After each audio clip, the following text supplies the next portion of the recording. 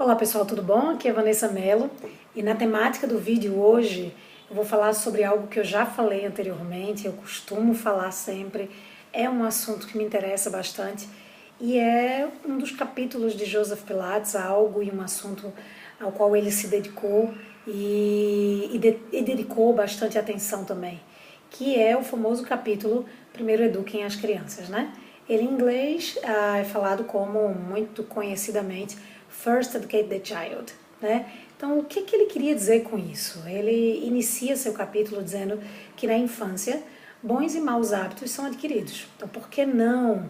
Ele nos questiona por que a gente não se concentra exclusivamente nos bons hábitos para evitar que no futuro tenhamos que corrigir os maus hábitos para transformá-los em bons hábitos, o que torna praticamente impossível se a gente identificar os nossos maus hábitos, quão difícil é, por mais esforço físico que façamos, por mais habilidade mental que tenhamos, é muito mais difícil transformar os nossos maus hábitos em bons hábitos, o que poderia ter sido transformado ou criado desde o princípio, por exemplo.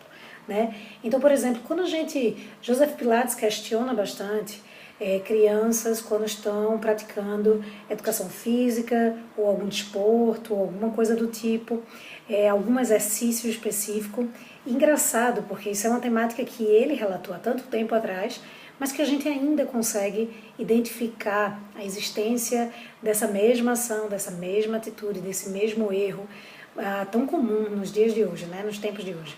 Então, o que ele falava era que você via as crianças fazendo os exercícios físicos e de forma um pouco rotineira, robótica, sem verdadeiramente compreender a razão por trás daquele movimento.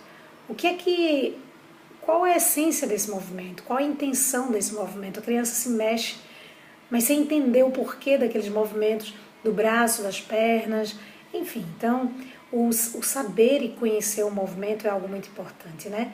Isso é uma das coisas. Então, Joseph Pilates sempre tenta pregar o quanto os movimentos naturais eles seriam muito mais eficientes com essa população, né? E movimentos naturais a gente está falando sobre andar, pular, correr, trepar, arrastar, rolar, né? Agachar, enfim, são os movimentos que são naturais, especialmente se desenvolvidos ao ar livre, junto à natureza, que estimula naturalmente as crianças a isso, né? Se você ensina adequadamente uma criança, quanto mais nova, melhor, inclusive, a respirar adequadamente, né? Não só inspira e expira, coloca o ar para dentro, põe o ar para fora. Não necessariamente só com esse comando, mas verdadeiramente ensiná-lo a ter uma respiração adequada, a preencher todo o pulmão de ar e esvaziar todo o pulmão, que no início exige um esforço muito grande, uma demanda energética grande, mas que depois com o tempo ele vai se tornando um hábito. E esse hábito é o que é responsável por fortalecer toda a musculatura, responsável, por exemplo, na criança, trabalhar a sua postura, por exemplo, né?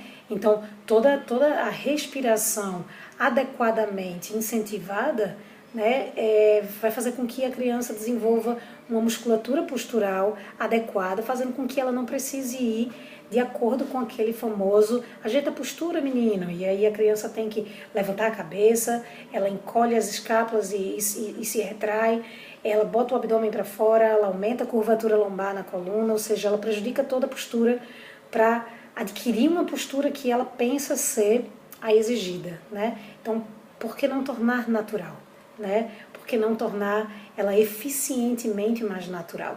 Né? E aí a criança com uma postura adequada, com a respiração adequada, com todos os movimentos naturais implementados, o que a gente pode fazer para que uma criança adquira bons hábitos, para que ela tenha uma infância saudável, para que ela tenha um corpo saudável, para uma vida adulta saudável, né? E aí são conceitos que são tão conceitos de voz, né? Dos nossos avós, conceitos dos tempos antigos e que principalmente nos tempos de hoje, com crianças tão enclausuradas em apartamentos e tão enfurnadas em salas com ar-condicionados ou em mil e uma atividades dentro de sua rotina, sem tempo para sequer serem crianças, por exemplo, é o incentivo realmente, um deles, às brincadeiras ao ar livre, em todos os momentos que forem possíveis, né? Até quase um desgaste físico para que ela caia no sono, por exemplo, dentro de um processo natural de cansaço. E não porque você está forçando a dormir, porque ela tem hora para dormir, mas simplesmente porque ela está cansada, né? É falado também por Joseph Pilates alguns incentivos, por exemplo, na criança, o quanto tanto a energia da criança quanto o seu estado de saúde geral e de proteção à saúde, junto ao conceito do banho, por exemplo, né? A lavagem e a verdadeira limpeza da pele. Então, um banho, por exemplo, feito um banho longo, né? Feito com uma água quente, com uma esponja que esfregue todo o corpo, por exemplo, é suficiente para que a gente tente diminuir, por exemplo, a quantidade de sabão colocada no nosso corpo, porque vai tampar os poros das crianças, o que vai impedir essa respiração natural também. Se ela estiver dentro de uma situação naturalmente limpa, Joseph Pilates dizia que ela podia, simplesmente nas partes mais externas do corpo, ela poderia limpar-se somente com a esponja, por exemplo, né? No início mais macia, para que ele se acostume, e depois uma esponja mais áspera. Esse é um conceito que ele aplica ao adulto também, tá? Além disso, coisas como relacionadas a quando uma criança está entrando num resfriado, ao invés de a gente colocá-lo em repouso e descansar e tomar medicamentos e tudo, um conceito que ele faz para que o movimento se torne natural dentro do processo infantil ele veio da rua, por exemplo, e entrou num processo basicamente de início de um resfriado.